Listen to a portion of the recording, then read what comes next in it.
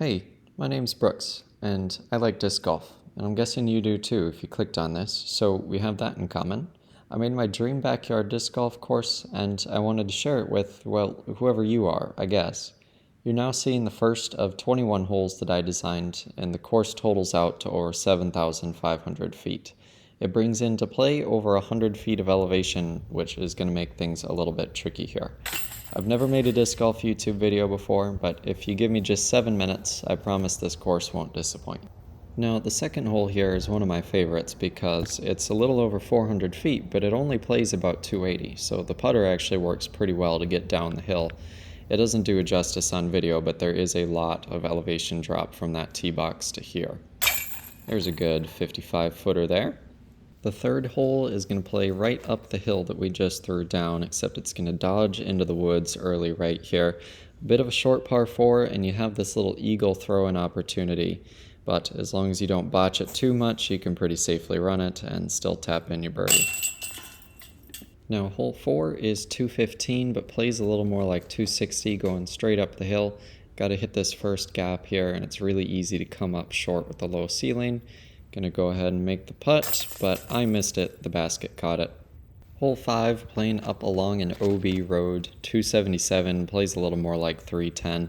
If you haven't gathered by now, the hole and distance is always in the top left, and then the disc that I was using is in the bottom left, if that is of interest to you. Then hole 6 is a 620-foot par 4. We're getting a little longer now, although it still plays a little shorter because we're going down the hill. Pretty simple hyzer off the tee. It does kind of go over the corner of my house, so say what you will about the pressure of that, but if you do it right, leaves you with a little understable putter approach, kind of burns it into the ground there, and we'll be left with a pretty short birdie luck. Hole 7 is kind of a funny one. There's the basket on the left, and then the tee pad, so to speak, is in the woods on the right here. It's kind of designed to test your touchy putter shot. This was not really touchy at all. This just kind of went careening through the woods and got lucky, but nonetheless gave us a birdie putt. Now hole 8 is kind of funny. Same tee pad as hole 4, but completely different shot selection, designed to test your forehand instead. This one's just got to get up and to the right and hopefully give you a look around this Mando tree that you can see there. Kind of forces you to throw the big Anheuser drifter because there's OB road if you don't. That one is parked, and we'll tap it in. Hole 9, things get a little bit harder. We're thrown into a headwind here. This is about 379.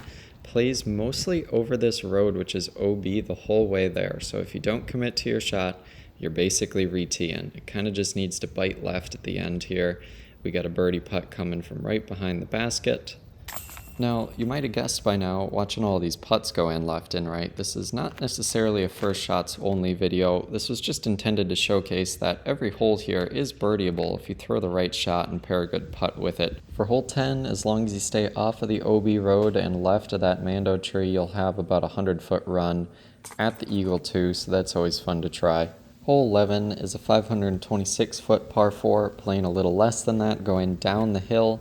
This is pretty similar to hole 6, except you got to saw off this hyzer even more over the corner of the house, so say what you will about the safety of that, but if you throw it right, that leaves you there, and a simple zone approach can get us the birdie. Hole 12 is not too long, but forces your hand on a very specific flex forehand. Didn't really execute, but you can still make the highlight putt. Hole 13 is only 417, but going straight up the hill. Plays probably somewhere around 520 if I had to guess. So just some controlled distance off the tee will do.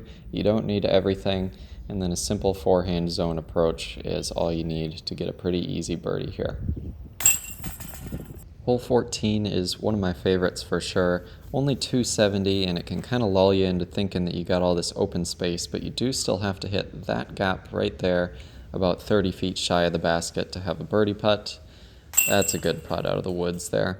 Hole 15 is the last easy one before we go into the hardest stretch of holes on the course.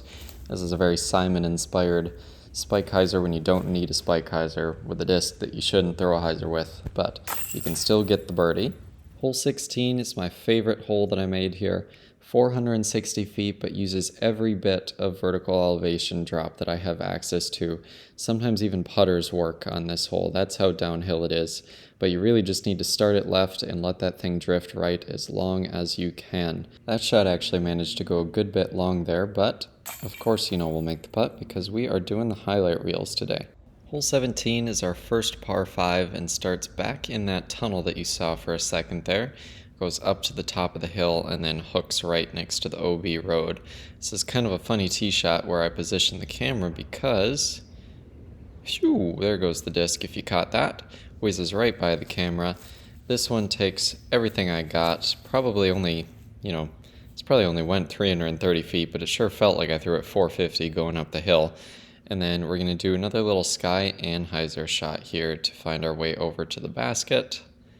I love those shots. Those are always fun. Of course, Simon inspired, and we'll go ahead and tap that in. Hole 18 is 425 feet, plays from a similar tee area to where hole 9 was, just a little bit further back, except this time the hyzer's not an option. We got a Mando left of that tree, and if you do it right and you don't hit my house, you'll have a pretty simple little upshot for the birdie. Then hole 19 is 330 feet, playing down and across the hill, basically a 60-foot extension of hole 14, still going into the same woods gap that is a little bit difficult to see on camera here. If you throw a pretty straight mid and you don't yank it, you're probably going to end up with a pretty easy birdie. Hole 20 has a pretty similar tee shot to hole 17 that you saw just a little bit earlier. We're going straight up the hill again, except this time it's pushed even further down the tunnel. So as you can see, there goes the disc right by the camera, and that's going to leave us about 320 feet, playing a little more like 400 because we're going straight up the steepest part of the hill. That's my distance Wraith there. That thing has been in the bag for pushing 5 years now, so it's plenty understable. And then of course, in the spirit of this video, we're going to make the putt. Then the very last hole, only 111 feet, gives you one last opportunity to make an ace. Even if you miss, it's a pretty quick cleanup for birdie. And there you have it. There's all 21 holes, 7,500 feet, and 21 under is possible.